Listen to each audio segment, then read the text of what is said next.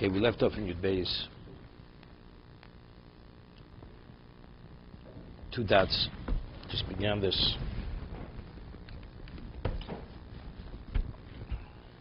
Okay, Yud Beis Amud Aleph. We have an argument in the Mishnah. Rameir says if a person gives a get to a shliach, and he says, take this get and give it to my wife, or shtar shichru, he says, give this to my slave. If he wants to retract, he could retract, the master or the husband, before it reaches the hand of the woman or the slave. The Chacham differentiate. By a get, he can. By a get shichur, but the writ of emancipation, he cannot. Why? Because the writ of emancipation is a schus. And because the slave,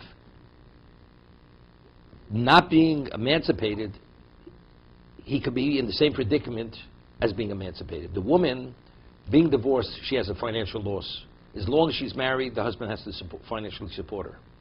And he cannot take away that support. A slave, even as a slave, the master doesn't have to feed him. You'd say he doesn't want to be emancipated because as long as he's a slave, the master is obligated to take care of him. But what happens if the master is not obligated to take care of him? So it's all gain to be freed. He has nothing to gain by remaining a slave. The woman, as much as maybe there are other benefits, but simultaneously there is a loss. What is the loss? The loss is she's going to lose her financial support. Therefore, the agent cannot represent her within the context of Zchiyah, that he's taking possession on her behalf. He becomes the Shlich LeKabbalah, based on Zochel Lodem Shelo B'Fonov. And it's not considered a get once it gets into him, the Shlich LeKabbalah, because it's not a Shlich. No, it is. He's still a Shlich LeHolocha. He cannot become a Shlich LeKabbalah. He can't represent her. She didn't appoint him. She did not appoint him. And that's what I'm saying. What she appointed him. There's no question. It's over. Correct. But she didn't appoint him. Correct. You know, it's interesting. There's a Trumas Hadeshin. It's one of the earlier works on responsa. The Gemara talks about, he speaks about a case, Trumas Hadeshin, that there was this housekeeper who worked for a Jewish woman, and she left the dough, she made the dough, and the dough started to sour. And it was essential that she should tithe the dough on behalf of her employer.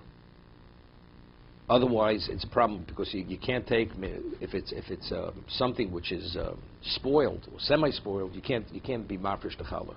You can't tithe something which is inferior on something which is quality. That was the case. So the question was, is she permitted to tithe? Now, to tithe something, you have to be a shliach. To take truma, we had this in Gemara Kedushin. So, but her employer never appointed her to be the shliach, to take challah. Because the employer, she would normally take the challah. But here, it's now or it's going to be a loss. So is she permitted to what? To tithe it unbeknown to her employer, the woman, and to act on her behalf to take the challah? That was the shah. Do we say Zochel Lodem Shelo B'Fonov? See, it's a schus. And it would be the act itself would be attributed to the employer. Not Jewish? Jew, they're all Jews. The housekeeper is Jewish. The employer is Jewish. They're all Jewish.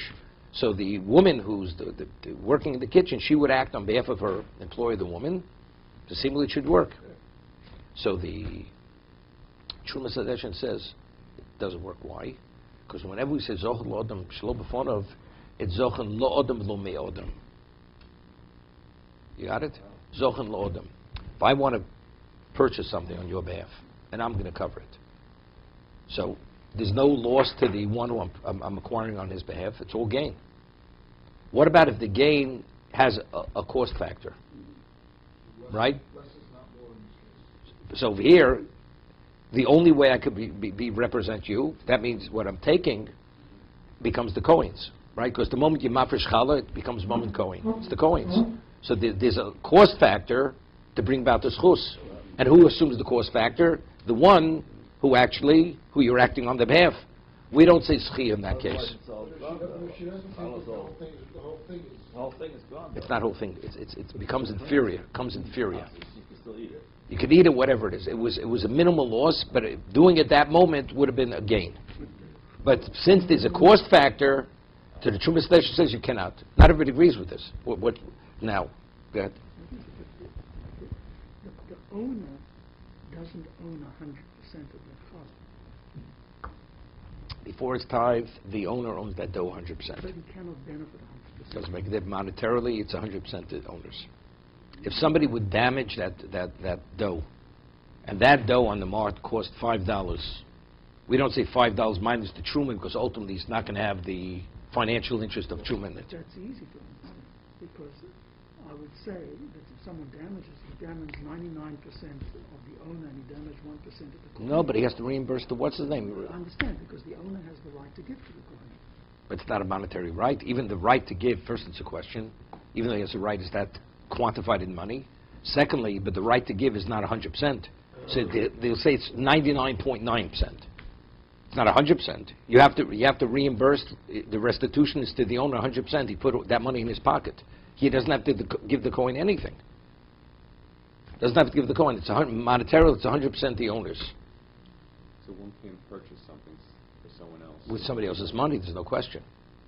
Let's say a good deal comes up. I want to take your money. Is that not the same type of thing?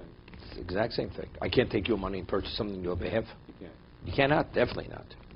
That is more easily understood. Under any scenario. Under any scenario. Okay? So that's zochen lo'odam lo me'odam. Okay? Now let's understand something. We had an argument, Rashi and Tosas. What is the rationale of zochen lo'odam shlo b'fanav? Because we could say with certainty that if the owner would have known, he would have appointed you to be a shliach. In this situation, it's not a question. What situation? With the dough souring. There's no question. If her employee would have known, she definitely would want her to take it, without a question. So if that's the case, what difference does it make? If there's a cost factor, not a cost factor. To take your money to invest, it's not so simple. What you think is a good investment may not be a good investment. Here, the tithing has to take place regardless. So the cost factor is an inevitable cost factor. So if you say with certainty, if the owner would have known, they would have, so why shouldn't it work? So what's the rationale of the Trumas Hadeshin? So you have to say, if you learn like Rashi, it makes sense. Rashi says, it's not the owner appoints you to be the shliach, but yet, when it's a schus, the Torah appoints you to be shliach.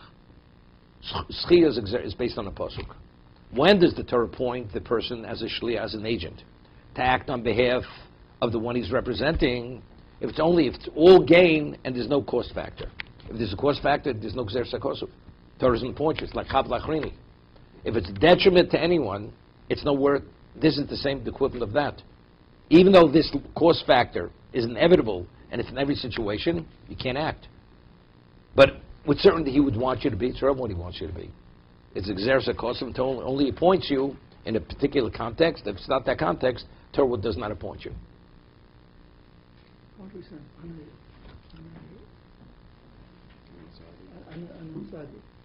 that there is a concept of hiddur mitzvah, and for the dough to go sour, this mitzvah gets degraded for the owner. Correct. And everybody would agree that if you ask this man, do you prefer... He'd say definitely. He'd say definitely, I want this person to be my agent. That's what I'm saying. I definitely want. Wait. So that's what we're discussing there. According to Tosas, what is the basis for one representing another person when it's beneficial to that person? Because we could say with certainty, he would want. That's what would happen. So that's what I'm saying. The Trumas Deshen cannot concur with Tosas in the rationale of Schia. But the way that we explained Rashi, the way that Tosas explained Rashi, it's not up to the person. It's the Torah does the appointing. So just as when it's a detriment to a third party, chav lachrini, which we discussed, even though the one who would appoint you, the one who you represent, would want you to represent him, it's irrelevant what he wants. He's not the one who appoints you, the Torah appoints you. So the chidush of the zechiyah is only when it's not a detriment to anyone. That's when the Torah appoints you. If it's a detriment to anyone, the Torah does not appoint you to be the shliach. Same thing here. When does the Torah appoint you to represent the person? If there's no cost factor to that individual. If there's a cost factor, an individual Torah doesn't appoint you to be the shliach. So the Torah wouldn't. Would not. Exactly. Agree with the Trumas Hadeshin. So I'm saying Rashi would work out with Trumas Hadeshin. Tosas would not work out with the Trumas Hadeshin. Because the rationale of Tosfos doesn't make a difference. That's the point they're making. Okay? So the Chachamim say that since the master doesn't have to feed the slave, so therefore it's all benefit, right? It's all merit for the shliach to represent the slave. The slave is not losing anything. Okay? So he says, if he chooses not to feed him, he doesn't have to feed him. The husband cannot choose not to feed his wife. He has a financial obligation to his wife. So the Gemara says, Shamet Bino. Seemingly we're able to deduce from the Mishnah, Yochel Rav Loma Levet Asei Miveni Zonoch.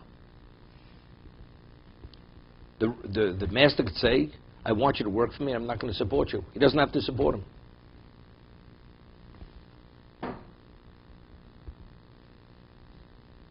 The master has no obligation to support his slave. He could say, you work for me, and I will not support you.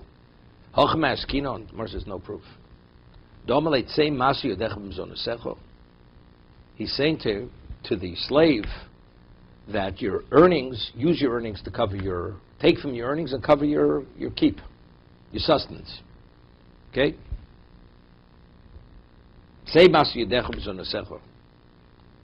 Let your expenditures be covered with your earnings. But the master, the word Gemara says, cannot say to him, I want your earnings, and go beg for your keep. That he can't say. So Gemara says, if that's the case, the Kabos Gabi Isha. What about a woman is able to earn money, and she earns money?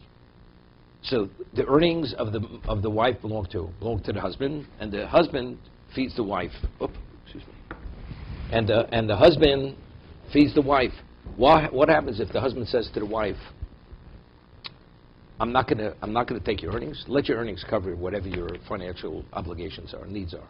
Does the husband have a right to say that? Husband has a right to say that. He could say to her, Gabi Isha, si masi yodaich b'mzonasayich. Let your earnings cover whatever your sustenance is, whatever your needs are. So if that's the case, if you say the Mishnah, when it says the reason why it's not a detriment to the slave, because the master could say to the slave, let your earnings cover your financial needs. So if that's the case, even by a woman, the husband could say to the wife, let your earnings cover your financial needs. So if that's the case, why is it a detriment? We're saying the reason why the shtar shichur is not a detriment is because the husband is able to free himself from supporting the slave, right? By saying, let your earnings cover your keep. So remaining a slave, he has nothing to gain. So if that's the case, remaining a wife, you have nothing to gain. Because there's a trade-off.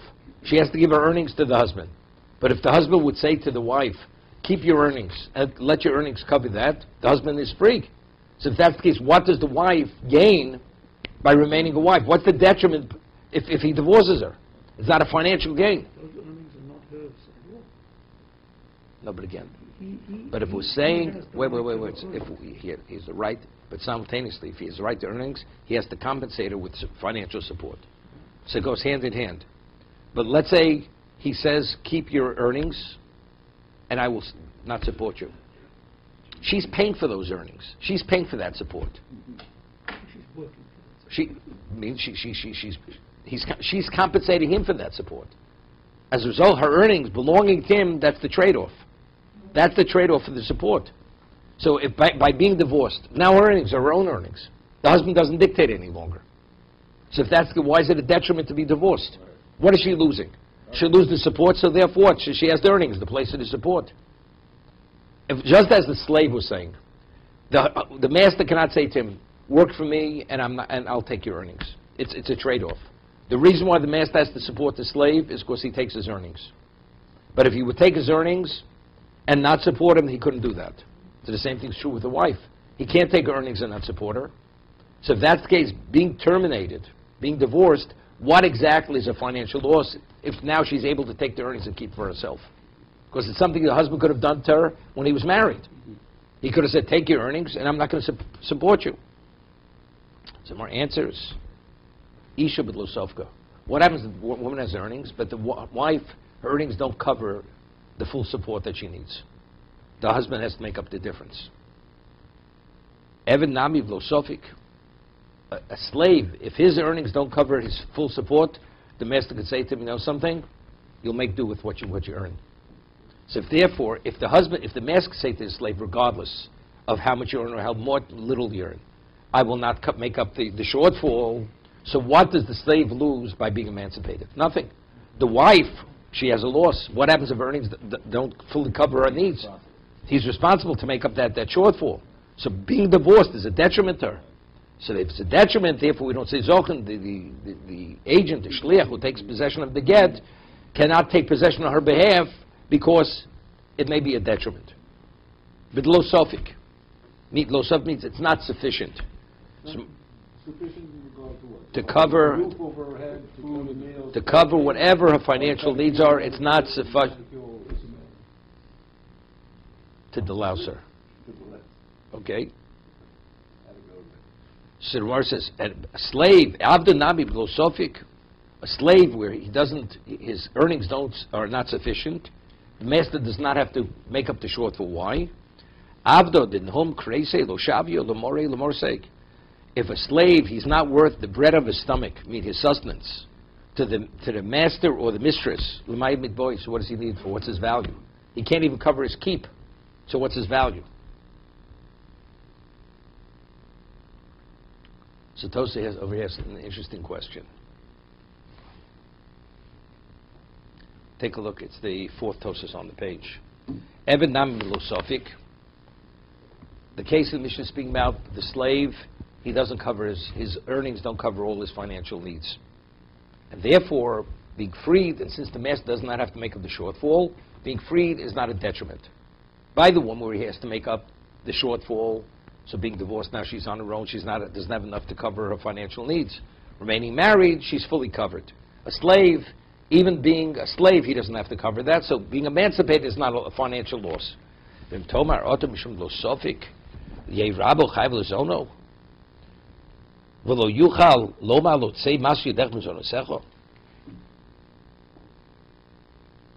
He's asking, what is even the consideration that if a slave is not able to fully cover his financial needs, that the master should not be able to say to him,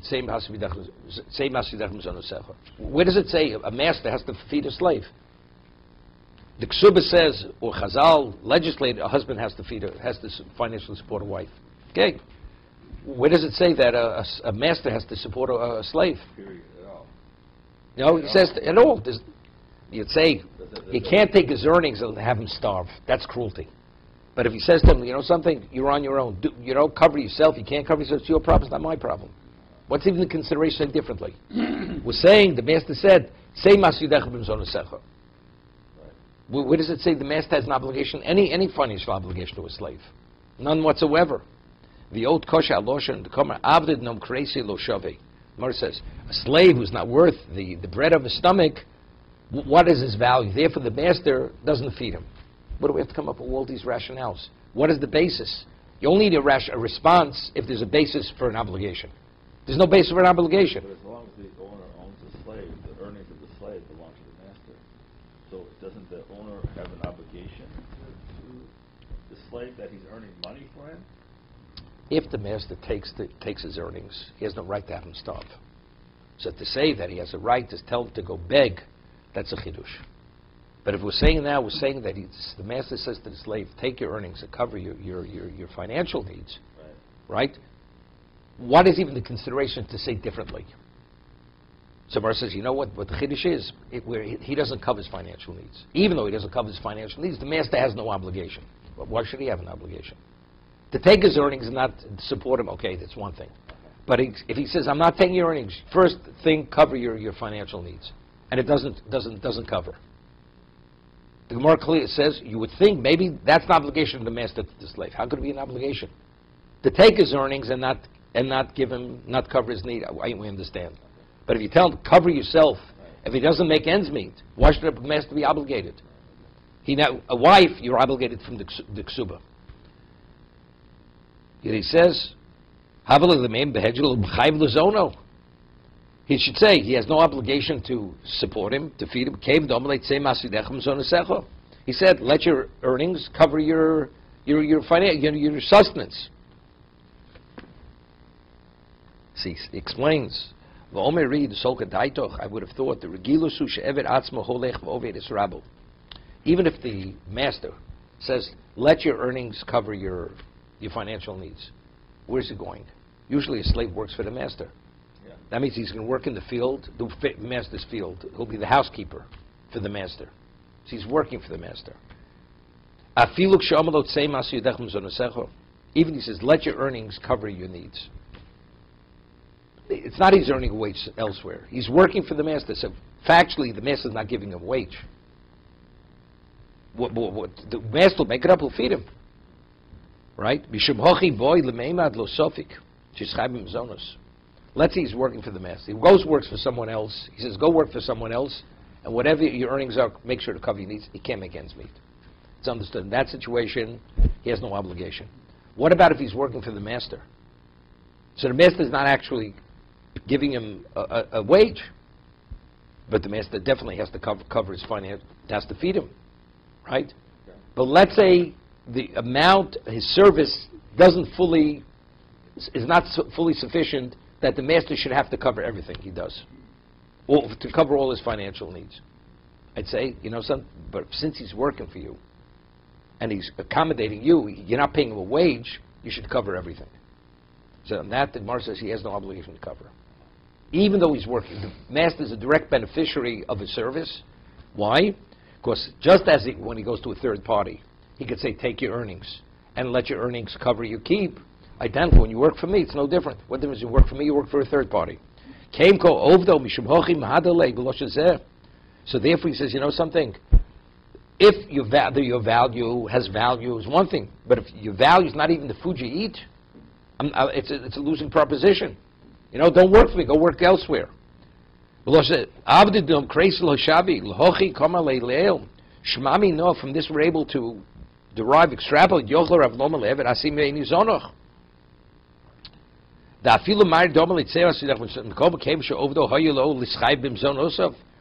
If he agreed that he could work for him, you would think that's not saying I'll cover all your needs. The answer is no, that doesn't mean that. Just as the master could say, let your earnings cover all your needs. Where he doesn't work for him, even though he agrees that he should work for him, that's not the equivalent of saying, I'm covering all your needs. It's also saying that the owner has no obligation to feed. It's just a business decision whether to feed the slave or not. Is there any Torah obligation? No Torah obligation. No Torah obligation. No. He does not have to feed that slave. No. Go earn your own keep. So he said, but I'm working for you. So you'd say when he works for the master, even though there's an unspoken word, the unspoken word is, I will cover your needs. The Gemara says there's no such unspoken word. He's no different than working for a third party. You earn as much as you're worth. And if there's a shortfall, it's your problem. It's not the employer's. Identically, it's not the master's issue if his service doesn't have the value of whatever his financial needs are. So how does it fit in with the master has one door? That's Eved Ivri. That's Eved Ivri. There's Eved Kanani. Okay? Let's get back to the Gemara. So the Gemara explains that the Mishnah, when it differentiates between a wife, why a get is a chov, and a emancipating a slave is not a chov, it's speaking where neither cover their financial needs.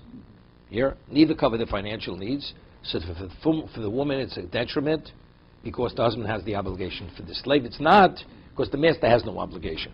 Okay? Toshma. Evet shegola lori miklot. A Canaanite slave kills someone inadvertently, he has to flee to Ir Miklot. Ein Rabu chayv lezono. The master has no obligation to feed him in the Ir Miklot. Not only that, shemasi yod of the Rabbov. If he has earnings in the Ir Miklot and city of refuge, those earnings are transferred to the master. Right? So he's not working for the master. Shmami no, so we're able to draw from this. It says here, the earnings belong to the master. Right? It says the master has no obligation to support him. And not only that, the earnings belong to the master. Meaning the master could take the earnings and say, go beg. So, okay, and that's what we wanted to say. So therefore, it's definitely not a detriment. The slave definitely would want to be freed. Here, the master has the cake and eats it, and then he leaves the slave nothing. Right? This is explicit. The miklot. Yes. It's kapora. He's a semi-Jew. So Gemara says, "Hochmas kinon, the omalo tzemas yidechem zonesecho." No, the case of the Ori Miklos, the master said to the slave, "Let your earnings cover your keep." Here, the master is not supporting him, and the slave has a right to take his earnings to cover his needs. Gemara says, "Hihochi," but what the Brisa continues, "Masi yodov hamayla rabo." It says in the Mishnah, what does the Brisa say? And his earnings accrue to the master. First, the master cannot say that to him. That I'll take your earnings and you cover your own keep. But rather he said to him, take your earnings and let it cover your keep. He says, but how can you say that? It says explicitly in the Brisa that he has a right to his earnings. So evidently he didn't say that to him. Correct? Avrami. Okay? You're a financial guy here. You got to work it out. So the Marasi, Hochim Masilav Amaylu Rabo. So if the master said to the slave, let your earnings cover your financial needs, your keep, how does the Brisa continue? That it's by saying the Masi Yodav belongs to the master? Right? That's what it says in the Brisa, by the Ir Miklot. On that one, it says something, Lahadofa. What about if the slave earns, his earnings are more than his financial needs? So there's additional money. Who receives that additional money? That additional money belongs to the master. Okay? Why? Because really everything belongs to the master. Except we're saying the master has no right to take his earnings and tell him to go beg. So minimally, that goes to the slave. But let's say his earnings are more than his financial needs. So that's hadofa. So the additional money, earnings, that attributes, that accrues to the master. So that's the Brisa says. When he's in the inner miklot, he doesn't have to support him. So where does that financial support come from? From his earnings. And not only that, the Masi Yudayim belong to the master. Which Masi Yudayim? The Masi Yudayim, in addition, whatever is addition to what he needs from his earnings. Versus Hadav Pshita. Of course. You have to tell me Chiddush. If he's a slave, what he could put money in the bank? Any additional earnings belong to the master. So what the Bride says to tell me that the master has a right to his earnings? If it's beyond what his needs are, it's understood. Pshita. Mao the same the chilesle lo yovle. No, why is that so cheap? In other words, the slave. It's his chattel. If I have an animal, they work to the animal. What do you do? What do you do with the money, the earnings? The earnings belongs to the master, the one who owns the animal. So he's the master of the slave. Why would I think earnings beyond his needs, what he should be able to take that for himself? Of course it belongs to the master. Right? We're interpreting the Brisa what it says. And in addition, he takes the Masi Yadayim. Which Masi Yadayim? Or says Hadofa. The additional money that he doesn't need for himself. That I need the Brisa to tell me that's understood. He's a slave, he's a master, of course his earnings go to him. So Mari says, it's not so simple. Mal say Kevan the Chilesle lo Yoivle. We're saying, what happens if he has a shortfall? The master has no obligation to cover the shortfall. Correct? Has no obligation. So maybe, if he has a good day, he should be able to take that money, put it away.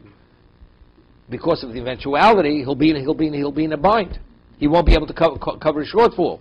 So maybe Chazal should allow him to take that additional earning to secure himself for the future. Saving a penny for the rainy day. So ki islay nami lo lishkomine. Just as when he doesn't have, the master doesn't give him. So when he has that additional money, maybe he should be able to take it for himself, and the master should not be able to take it for him. Kamash malon, that the master does. Because the master doesn't have to make up the shortfall. And today, factually, the additional money is who? Is the master's. Samar says, if that's what we're talking about over here, it says a slave who went to a near mikla, to a city of refuge, it discussed. What do we have to talk about a city of refuge? This discussion to be in any context, right? There's a shortfall. He earns more than his needs. What do we have to? Or miklot, umayshna lori miklot. So gedaite chamino. It says regarding the miklot, v'chei ochicho. It says he should live there. because of his precarious situation, being confined to secret refuge, you have to do whatever you can to make his life more comfortable. So you may think, by the slave, right, you should provide a more secure type of life for him. So maybe this would be the exception, even though under normal circumstances, the additional earnings go to the master, but over here to give him that sense of security that he may not have tomorrow. We should, in this context, we should allow him to take the additional, right, because it says, right, do a little bit more for him. No, that has nothing to do with chay. But didn't we learn to say that a person really has to make that person have a life, give that, even the rabbi has to escort him and live with him there. So why would we think that it's just a Covers the full gamut. Right, so then why would you think that he has to work to make a little bit? No, of course he has to work. Why shouldn't he work? Everybody works. If it's the chayiv. No, I would think, no, this is for the additional earning. But why additional earning? Why not just say, why aren't we learning the chayiv that the owner has to support this slave? Why from the chayiv don't we learn that? The owner doesn't have to take a loss. To take money out of his pocket, there's no question he doesn't have to. If there's a shortfall, he doesn't have to. I'm saying, but why go to a charity. That has nothing to do with the master. But over here, he earned it, and you want to take the earning from him. Maybe that the master should let him keep the additional earnings for the eventuality when he may have a shortfall. Answer is no. That's not the meaning of the chai. So it's not the chai for a slave is not the same chai for a regular Jew. Right. I'll tell you a chiddush. You know, we say, if a woman makes an acquisition, it immediately transfers to the husband. Right? Now, when we say mashkonsi, what is the process? The woman acquires, and then after she acquires, there's a transition. It transfers from her to him. What about a slave? I'll give you an example. The Gemara says regarding magbi mitzil chavero.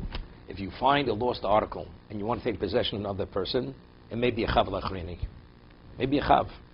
Because by you taking possession on behalf of one person, you're denying someone else from taking possession of that lost article.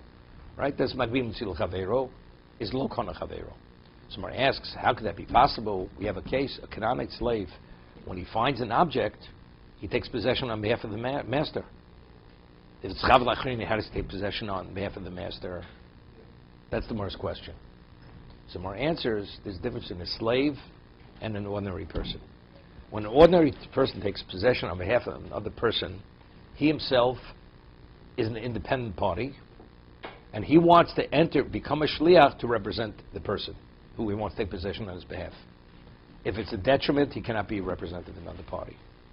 Why could the slave of a person, the chattel, why could he take possession on behalf of his master? So Gemara says, because yad eved ki yad ravo. The hand of the eved is the equivalent of the hand of the master. It's not a shliach. That is the master. It's like he's the domain. The slave is the domain of the master. That's it. So it's not a two-stage process. You acquire, then you shift it. There's no shifting.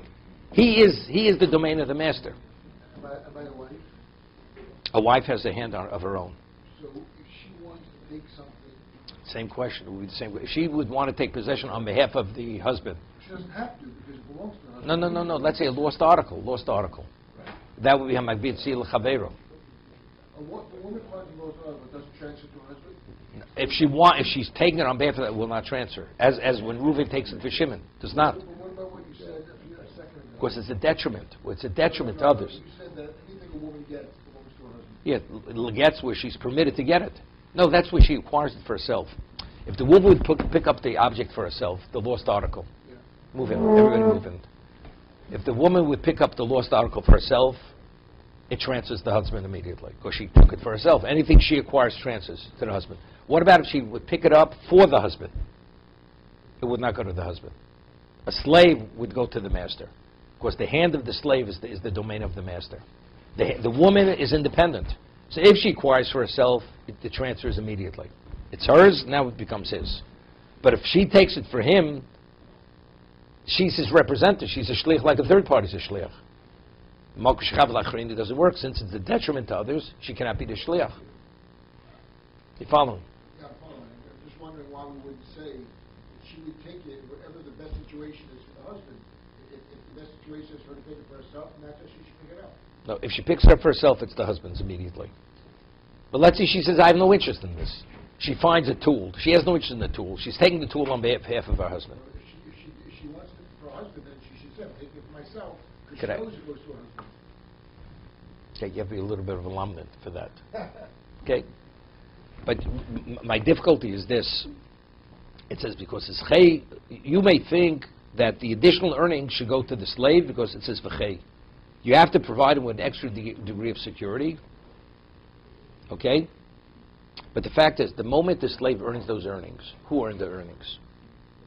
The master earned those earnings. So you would have a havamina, you have to shift it back. I mean, if he didn't earn the earnings, we would say the master has to take it out of his pocket to give him that extra security for tomorrow. But because here he earned it, the slave earned it, therefore I'd say maybe he should be able to retain it. He should what? Be able to retain the extra earnings for tomorrow. Right? Yeah, I think we have another 30 seconds. What time is it? but why? Yes. Why does the chai even work for this? Why? That doesn't work. The Gemara says it doesn't. It doesn't. No, we're saying it does work for their default. No, it doesn't. We're saying that's what maybe you would have considered, so that it says that the master has a right to take that.